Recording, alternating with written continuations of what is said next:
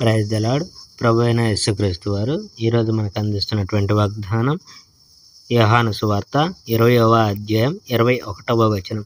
తండ్రి నన్ను పంపిన ప్రకారము నేను మిమ్మల్ని పంపుచున్నానని చెప్పాను. యేసు తన శిష్యులకు కనిపించడం.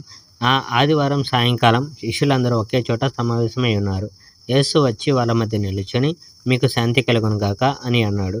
ఇలా అన్నాక అందరూ ఆయన తన చేతుల్ని పక్క భాగాన్ని చూపించాడు. ప్రభువును చూశాక శిష్యులు చాలా ఆనందం కలిగింది.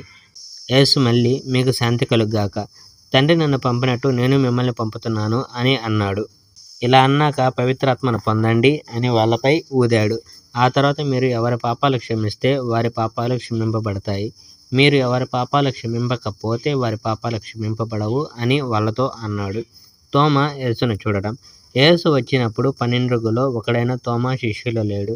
ఇతన్ని దిదుము అని పిలిచేవాళ్ళు. మిగతా శిష్యులు తోమాతో, మేము ప్రభువును చూశాము అని అన్నారు. కానీ తోమా, నేను స్వయంగా ఆయన చేతులకున్న మేకుల గాయాన్ని చూసి వాటిని చేతులతో తాకి ఆయన పక్క డొక్కపై నా చేతుల్ని ఉంచాక ఆయన నమ్ముతాను అని అన్నాడు.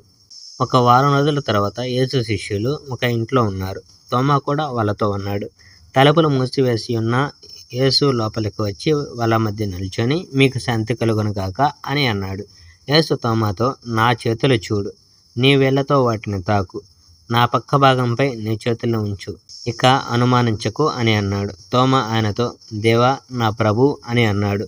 అప్పుడు యేసు అతనితో, నన్ను చూశావు కనుక నమ్మావు, నన్ను చూడకుండా విశ్వసించే వాళ్ళు ధన్యులు అని అన్నాడు. Praise the Lord. May God bless our India.